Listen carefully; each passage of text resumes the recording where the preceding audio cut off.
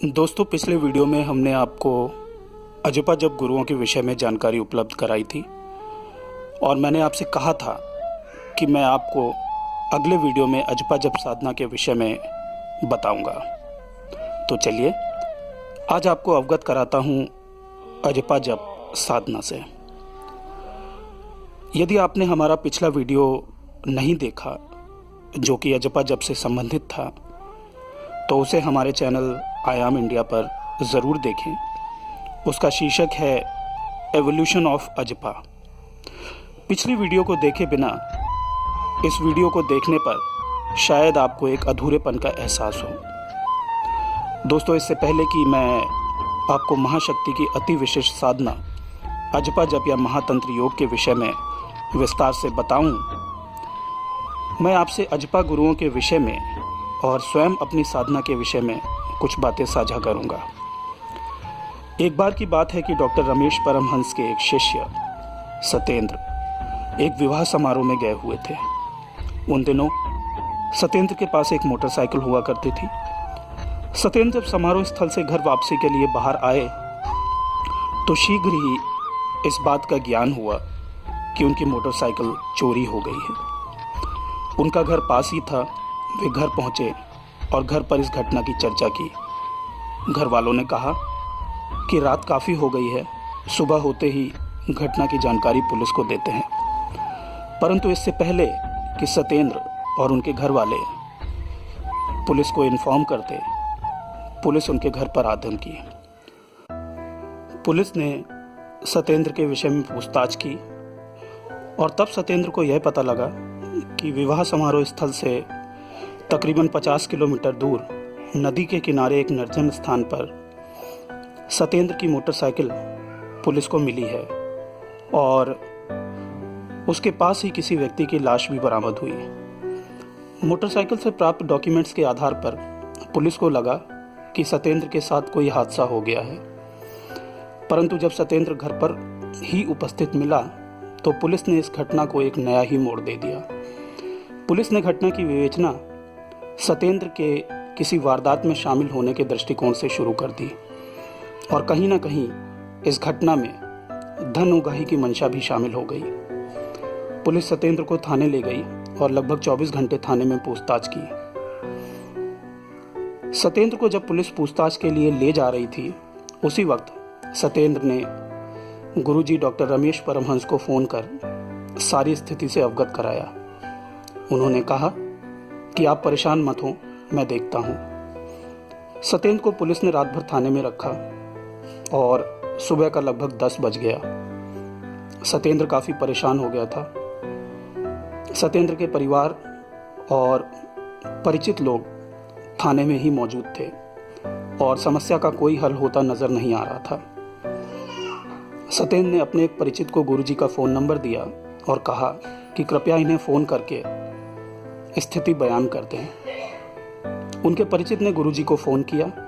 गुरुजी ने सारी बात सुनी और कहा, फोन रखिए, मैं अभी आता हूं। जिस व्यक्ति ने गुरुजी को फोन किया था उसने सत्येंद्र को व्यंग्यात्मक मुद्रा में बताया कि आपके गुरुजी कह रहे हैं, अभी आता हूं। सत्येंद्र बताते हैं कि अगले 15 से 20 मिनट में ही थाने का माहौल एकदम बदल गया। जो लोग उनसे कड़ाई से पूछताछ कर रहे थे वे अब सत्येंद्र से प्यार से बात कर रहे थे। पुलिस वालों ने सत्येंद्र को नाश्ता कराया और थोड़ी ही देर में एक ऑफिसर आया और कुछ कागजी कार्रवाई पूरी कर सत्येंद्र को छोड़ दिया गया और कुछ ही घंटों में सत्येंद्र की मोटरसाइकिल भी उन्हें सौंप दी गई। दोस्तों, अपनी साधना के प्रारंभिक दौर में मेरे मन में साधना के प्रति बहुत ही कौतूहल हुआ करता था और साधना मार्ग में चमत्कार अनुभव करने के प्रति मन में बहुत लोलुपता होती थी। एक बार की बात है कि मैं लखनऊ में कुड़िया घाट नामक स्थान पर गया जो कि गोमती नदी के किनारे स्थित है। उस दिन डॉक्टर नारायण दत्त श्रीमाली के साधकों ने एक बहुत बड़ा कार्यक्रम आयोजित किया था। मैं कुछ देर पर वहाँ स्टॉल्स पर लगी पुस्तकें वगैरह देखता रहा, फिर एक टेंट की छाया में बैठ गया। शायद अप्रैल या मई का महीना था और गर्मी की तपन बहुत ही तीव्र थी। जैसा कि मैंने कहा कि उन दिनों चमत्कारों के प्रति बहुत ही कौतूहल हुआ करता था मेरे मन में आया कि ऐसी गर्मी में बारिश हो जाए तो मज़ा आ जाएगा। मैं इसी उद्देश्य से उस भीषण गर्मी में भी ध्यान करने लगा। मैं तकरीबन 20 मिनट तक ध्यान करता रहा। आंखें खोलकर देखा तो सब कुछ वैसा ही था। मैंने निष्कर्ष निकाला कि शायद प्रार्थना स्वीकार नहीं हुई। मैं उठा और घर की तरफ अपनी मोटरसाइकिल से निकल लिया। मुझे कुड़िया घाट से निकले हुए तकरीबन 10 मिनट हुए थे। मेरी नज़र अचानक आसमान की तरफ गई। मैंने देखा कि आसमान में कुछ काले बादल आ गए हैं। जब तक मैं अगले 10-15 मिनट में घर पहुंचा, तब तक बूंदाबांदी शुरू हो गई थी और फिर कुछ ही समय में ज़ोरदार बारिश हुई। इस वाक्य से मुझे यह समझ में आया कि साधना में विश्वास के स्तर पर मुझे अभी और काम करने की ज़रूरत है। एक बार की बात है कि मैं कानपुर हाईवे पर जा रहा था। उन दिनों मेरे पास बजाज चेतक स्कूटर हुआ करता था। अचानक मेरे कान में स्पष्ट आवाज़ सुनाई दी, एक्सीडेंट होने वाला है।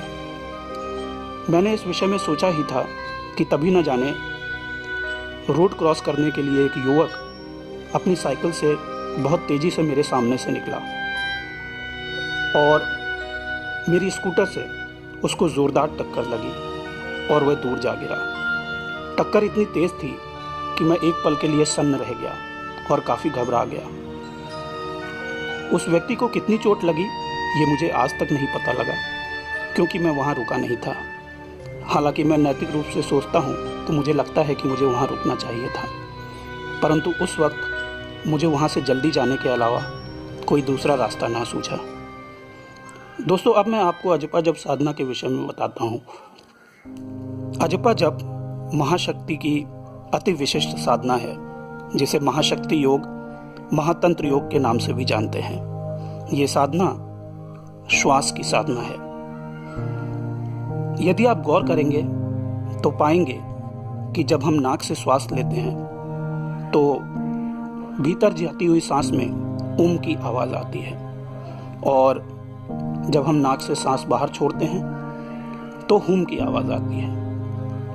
उसी प्रकार से यदि आप मुख से श्वास लेते हैं तो आ और हा की आवाज़ आती है। ऋषियों ने यह विश्लेषण किया कि ये जो बाहर जाती हुई श्वास में हाकार है, हा की आवाज़ है, यही हमारी प्राण ऊर्जा है। और यदि हम किसी भी तरह से इस बाहर जाते हुए प्राण का क्षय रोक सकें तो आप इस प्राण ऊर्जा का उपयोग आध्यात्मिक उन्नति के लिए कर सकते हैं। अजपा जप साधना में एक खास श्वास की विधि का प्रयोग किया जाता है, जिसके माध्यम से हार रूपी प्राण की दिशा भीतर की ओर की जाती है। जब निरंतर साधना से हार रूपी प्राण की ऊर्जा हमारी कुंडलिनी शक्ति के मूल में एकत्रित हो जाती है, तब यह कुंडलिनी को ऊपर की तरफ धक्का देने लगती है, और जैसे जैसे कुंडलिनी शक्ति ऊपर बढ़ती है, ये आपके मिस्टिकल एनर्जी सेंटर्स को अनलॉक करना शुरू कर देती है और आपकी साधना की प्रखरता के अनुसार आपको आपके परम गंतव्य की ओर पहुंचाती है। पहली अवस्था में इस साधना विधि के कारण आपके शरीर में ऑक्सीजन की प्रचुरता होती है, जो कि शारीरिक क्षमता और रोग प्रतिरोधक क्षमता को बढ़ाती है। दूसरी अवस्था में यह मानसिक स्तर पर कार्य करना शुरू कर देती है।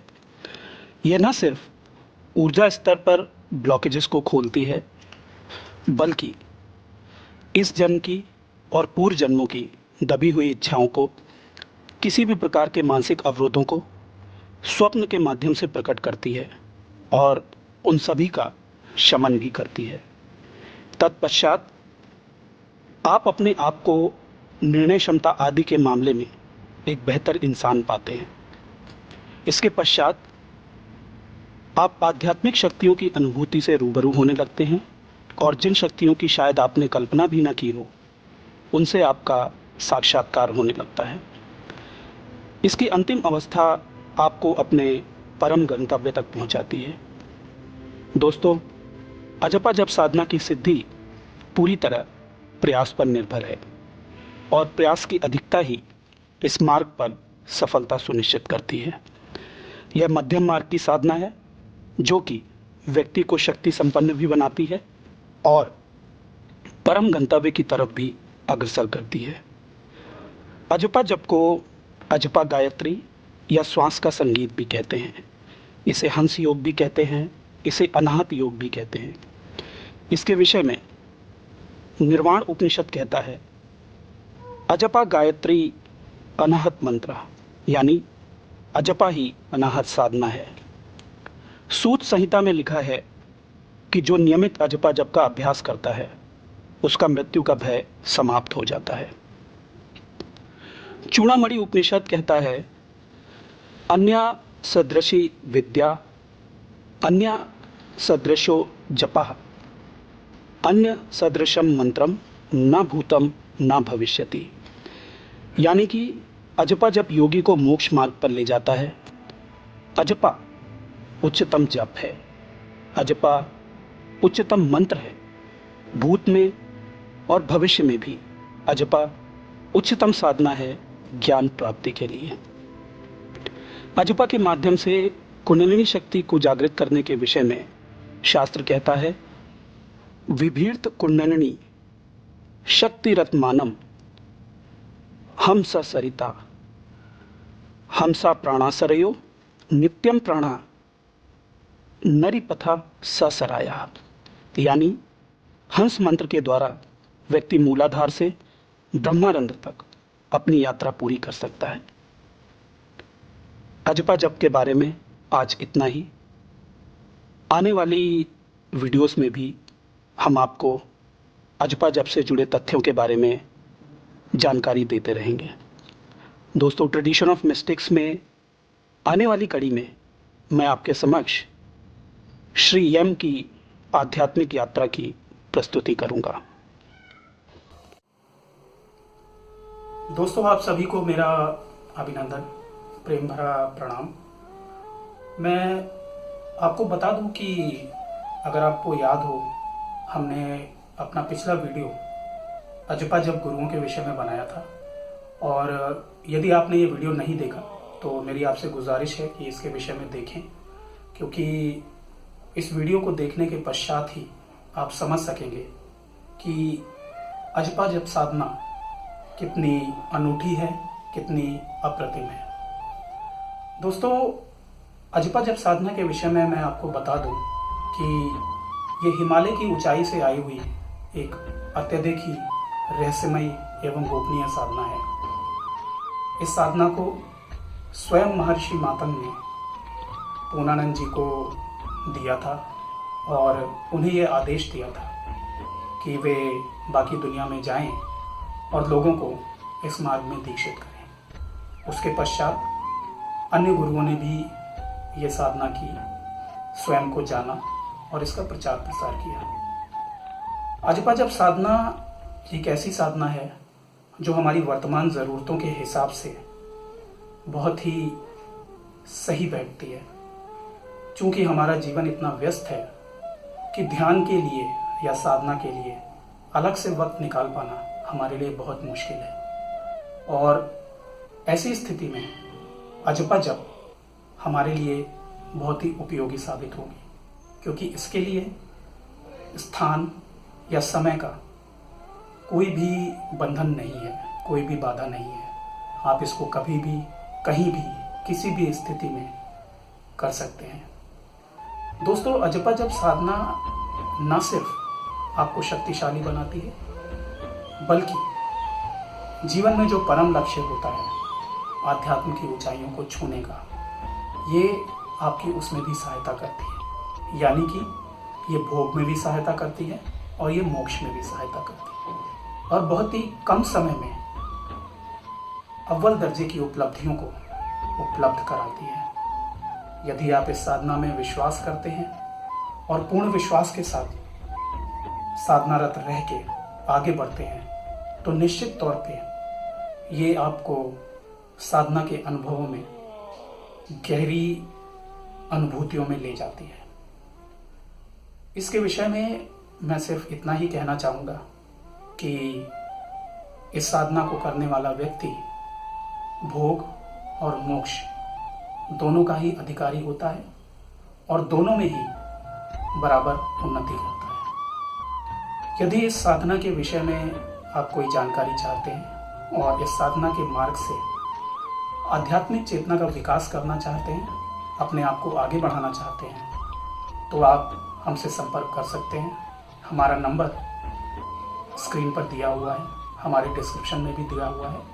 आप उस नंबर पर हमसे संपर्क कर सकते हैं और इस साधना के विषय में जानकारी ले सकते हैं, इस पर अपना मार्ग अग्रसर कर सकते हैं। मुझे ध्यान से सुनने के लिए आपका बहुत बहुत धन्यवाद।